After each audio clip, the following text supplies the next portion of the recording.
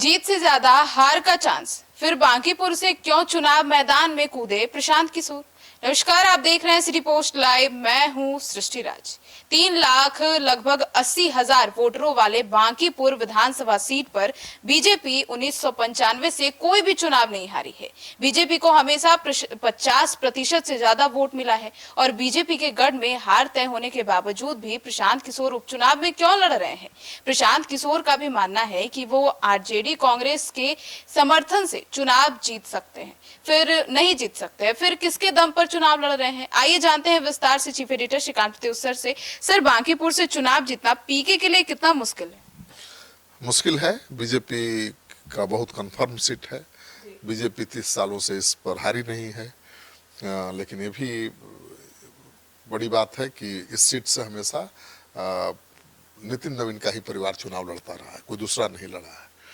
और दूसरा लड़ेगा तो क्या होगा, ये पहली बार देखने को मिलेगा। वैसे इस सीट से रामानंद यादव निर्दलीय चुनाव लड़ चुके हैं और जीत भी चुके हैं। तो ऐसा नहीं है कि इस सीट से कोई कभी जीता ही नहीं। दूसरा निर्दलीय उम्मीदवार के रूप में रामानंद यादव जीत चुके हैं चुनाव। अब 30 साल से तो लगातार इस सीट पर नितिन नवीन के परिवार का कब्जा है। उनके पिता चुनाव लड़ते थे, जीतते थे। उसके बाद नितिन नवीन चुनाव लड़ते रहे और 5वीं बार भी जीते। बांकीपुर में मिडिल क्लास व्यापारी और पढ़े लिखे लोगों की संख्या सबसे ज्यादा है। शहरी एरिया होने के कारण बीजेपी की पकड़ बहुत मजबूत है। यहाँ के वोटर कानून व्यवस्था, राष्ट्रवाद, इंफ्रास्ट्रक्चर और विकास के मुद्दे पर वोट करते हैं, जो बीजेपी की पीच के अनुकूल बैठता है। कायस्थ, भूमिहार, ब्राह्मण और वैश्य का सामूहिक वोट बैंक बीजेपी के पक्ष में एक तरफा लामबंद रहता है। और इस विधानसभा में आरएसएस और बीजेपी का कैडर पहले से बहुत मजबूत है। यही वजह है कि विपक्षी पार्टियां मतलब आरजेडी, कांग्रेस यहाँ सोशल इंजीनियरिंग के सहारे कभी लड़ाई जीत नहीं पाई। बीजेपी जमीन पर कितनी मजबूत है इसका आइडिया प्रशांत किशोर को भी है, ऐसा नहीं है। जी सर, तो ऐसे में आरजेडी कांग्रेस के सपोर्ट करने से हम नहीं जीतेंगे, ऐसा ये कौन सा बयान है? बात ठीक कह रहे हैं। वो कह रहे हैं कि आरजेडी कांग्रेस के सपोर्ट से थोड़े वो चुनाव जीत जाएंगे। आरजेडी कांग्रेस तो इस सीट पर चुनाव 30 साल से लड़ रहे हैं, लेकिन कभी जीत नहीं मिली। तो प्रशांत किशोर का कहना है कि उनकी जीत तभी होगी जब बीजेपी को वोट देने वाले उनके लिए वोट करेंगे, और इसी उम्मीद पर वो खड़े हैं। उनको लगता है कि भाई अब इस चुनाव में जंगल राज का नैरेटिव नहीं है कि चुनाव बीजेपी हार जाएगी तो तेजस्वी यादव आ जाएंगे। इस चुनाव में 10,000 रुपया वाला योजना का कोई प्रभाव नहीं है। इस चुनाव में नितिन नवीन वाला फैक्टर काम नहीं करेगा, क्योंकि नितिन नवीन का परिवार तो कभी नहीं हारा इस सीट से। लेकिन इस बार नितिन नवीन के परिवार से बाहर का कोई व्यक्ति चुनाव लड़ रहा है और सत्ता बचाने का समीकरण। हाँ, और जो लोग जानते हैं, आरजेडी कांग्रेस के वोटर हैं, वो जानते हैं कि आरजेडी कांग्रेस को जीतना नहीं है। तो वो तो स्वाभाविक रूप से प्रशांत किशोर अगर मजबूत दिखेंगे तो उनके साथ खड़े हो जाएंगे। इसी उम्मीद पर चुनाव लड़ रहे हैं। देखिए सर, तो ऐसे में ये जो चुनाव है इसमें कागजी गणित से ज्यादा जमीनी केमिस्ट्री जो है वो ज्यादा मायने रखती है। तो ऐसे में अभी इसलिए बीजेपी की जीत का दावा भी सही नहीं है। वही कह रहा हूँ ना कि कागजी गणित और जमीनी केमिस्ट्री में बहुत फर्क होता है ना। तो आंकड़े तो यही बताते हैं कि हाँ बीजेपी कभी नहीं हारेगी।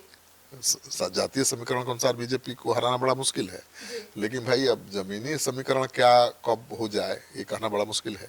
प्रशांत किशोर इसे सिर्फ एक सीट का उपचुनाव भर नहीं मानते हैं। वो कह रहे हैं कि यह चुनाव, उपचुनाव बिहार के आगे की राजनीति तय करने वाला चुनाव है। यह चुनाव प्रशांत किशोर को बिहार में अपनी राजनीति की दूसरी पारी को जिंदा रखने, साख कायम करने का जरिया बन सकता है।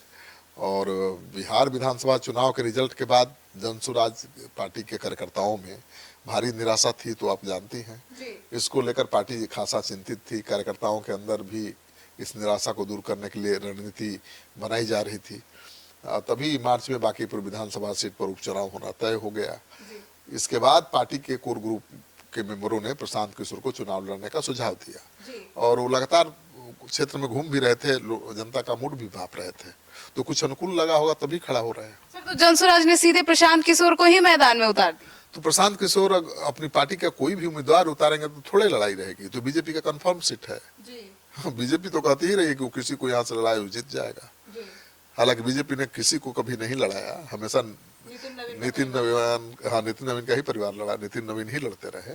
पहली बार बीजेपी का कोई कार्यकर्ता लड़ रहा है, नितिन नवीन के परिवार से बाहर का कोई व्यक्ति लड़ रहा है। पार्टी के कार्यकर्ताओं में जोश भरने के लिए प्रशांत किशोर को मैदान में उतारा गया है, क्योंकि दूसरा कोई लड़ता तो कोई मुकाबला ही नहीं रहता। प्रशांत किशोर के चुनाव मैदान में उतरने से बिना खर्च के ही राष्ट्रीय स्तर पर पब्लिसिटी भी मिल जाएगी, कार्यकर्ताओं में जोश भी आएगा। चूंकि इस चुनाव के बाद फिलहाल कोई चुनाव संभावित नहीं था, सीधे नवंबर में स्नातक कोटे की विधान परिषद की सीट पर चुनाव होना था। तो स्नातक के चुनाव में खड़ा होने से बढ़िया है कि बिहार विधानसभा के उपचुनाव में खड़ा हो और उस सीट से खड़ा हो जहां जो हाई प्रोफाइल हो। भाई तो अब तो राष्ट्रीय अध्यक्ष नितिन नवीन की सीट है ना ये, और प्रशांत किशोर भी बड़ा नाम है। तो चाहते हैं कि इस सीट से हारेंगे तो कोई आश्चर्य नहीं होगा किसी को, लेकिन जीत गए तो कमाल हो जाएगा, बहुत बड़ा संदेश जाएगा, और इसीलिए वो चुनाव लड़ रहे हैं। देखिए, प्रशांत किशोर ने पार्टी के कोर ग्रुप के सुझाव को इसलिए माना और अपनी रणनीति को धार देने के लिए, जनता के बीच माहौल बनाने के लिए पिछले 2-3 महीने से घूम रहे हैं। अप्रैल से ही पार्टी ने बांकीपुर में छोटी छोटी बैठकें शुरू कर दी थी और सर्वे भी शुरू कर दिया था। इस जनता के बीच धीरे धीरे चर्चा शुरू हुई और आखिर में 5 जुलाई को प्रशांत किशोर के चुनाव लड़ने का ऐलान हुआ है। अब देखिए क्या होता है। सर, तो ऐसे में मुख्य धारा की राजनीति में प्रासंगिकता और बनाए रखने और जनसुराज को बचाने करने के लिए अब पीके खुद चुनाव में उतर गए हैं और ये जरूरी भी था। बिल्कुल, पार्टी की प्रासंगिकता को बनाए रखने के लिए, पार्टी के रिलेवेंस को बनाए रखने के लिए, पार्टी के कार्यकर्ताओं के जोश को बनाए रखने के लिए प्रशांत किशोर का चुनाव लड़ना बेहद जरूरी था। पिछला चुनाव नहीं लड़े थे राघोपुर से ऐलान करके, तो बहुत खराब मैसेज गया था। जब पार्टी का सुप्रीमो ही या पार्टी का लीडर ही चुनाव हारने से डरने लगे तो कार्यकर्ताओं और दूसरे नेताओं के मनोबल पर क्या असर पड़ेगा, सोच लीजिए। प्रशांत किशोर के पास खोने के लिए तो कुछ है नहीं, ठीक है। 2025 के विधानसभा चुनाव में जनसुराज पार्टी को कामयाबी मिली नहीं। 238 सीटों में से 237 सीटों पर जमानत जब्त हो गई थी। इससे कार्यकर्ताओं में हताशा बढ़ रहा था, नेता पार्टी छोड़ रहे थे। यहाँ तक कि पार्टी के राष्ट्रीय अध्यक्ष उदय सिंह ने भी राजनीति से तौबा कर लिया था। ऐसे में मुख्य धारा की राजनीति से अपनी प्रासंगिकता बनाए रखने, जनसुराज को बचाए रखने के लिए एक बड़ा धमाका जरूरी था प्रशांत किशोर के लिए।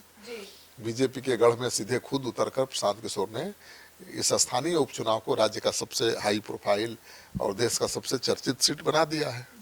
अब पूरी मीडिया और जनता की नजर इस सीट पर टिकी हुई है। कार्यकर्ताओं में जोश आ गया है। इससे पार्टी को मोबिलाइज करने में प्रशांत किशोर को आगे आसानी रहेगी। सर, तो हार के बाद कई बड़े लोग जनसुराज का साथ छोड़ भी दिए थे। मैंने बताया ही था कि पार्टी के सुप्रीमो जो थे, राष्ट्रीय अध्यक्ष उदय सिंह, उन्होंने ही किनारा कर लिया राजनीति से। चुनाव हारने के बाद वो कहीं नजर नहीं आ रहे हैं। भोजपुरी गायक और अभिनेता रितेश पांडे ने भी पार्टी छोड़ दी है और आरसीपी सिंह ने भी पार्टी छोड़ दी है। तो रितेश पांडे करहगर से चुनाव लड़े थे, हार गए, और आरसीपी सिंह की बेटी लड़ी थी नालंदा जिले से चुनाव, वो भी हार गई। तो अब आरसीपी सिंह जो पूर्व केंद्रीय मंत्री और जेडीयू के पूर्व राष्ट्रीय अध्यक्ष हैं, वो भी दूरी बना चुके हैं और जेडीयू में जाने की कोशिश कर रहे हैं। जेडीयू के नेता नीतीश कुमार के दाएं बाएं घूमते हुए नजर आ रहे हैं। तो उनका तो सुर बदल ही गया है। तो बड़े बड़े नेता जिस तरह से छोड़ रहे थे पार्टी से, कार्यकर्ता निराश थे, तो प्रशांत किशोर के पास कोई रास्ता नहीं था। मई 2026 में जनसुराज पार्टी के राष्ट्रीय अध्यक्ष और पूर्व सांसद उदय सिंह राजनीति से ब्रेक ले लिया। हाँ, उन्होंने कहा कि अब मैं राजनीति से संन्यास लेता हूँ। तो उदय सिंह के पद छोड़ने के बाद अब तक कोई जनसुराज का राष्ट्रीय अध्यक्ष अभी बना नहीं है। तो अब प्रशांत किशोर ये चुनाव लड़कर दिखाना चाहते हैं कि भाई वो हारे नहीं है, थके नहीं है, डरे नहीं है, वो डटे हुए हैं। और जब तक कोई हार मान नहीं लेता, हारता नहीं है। मतलब यही नैरेटिव सेट करने की कोशिश कर रहे हैं बांकीपुर से चुनाव में उतर के। अब देखिए, नैरेटिव सेट क्या करना चाहते हैं तो प्रशांत किशोर ही बताएंगे, लेकिन इतना जरूर है कि खुद प्रशांत किशोर कह रहे हैं कि यह उपचुनाव सिर्फ एक सीट का चुनाव नहीं है, सम्राट चौधरी के खिलाफ भी जनमत टेस्ट है। क्योंकि नीतीश कुमार के नाम पर वोट लेकर बीजेपी ने अपना आदमी सेट किया है। यहाँ अगर बीजेपी हारी तो इसकी गूंज दिल्ली तक सुनाई देगी। मतलब प्रशांत किशोर इस सीट को इस चुनाव को सम्राट चौधरी के नेतृत्व वाली एनडीए सरकार के कामकाज का लिटमस टेस्ट बता रहे हैं और ऐसा ही प्रचारित भी कर रहे हैं। प्रशांत किशोर पर अब तक भाजपा का मददगार होने का ठप्पा भी लगता रहा है। उन्होंने सीधे गढ़ में चुनौती देकर ये जताने का प्रयास किया है कि वो बीजेपी से मिले हुए नहीं हैं।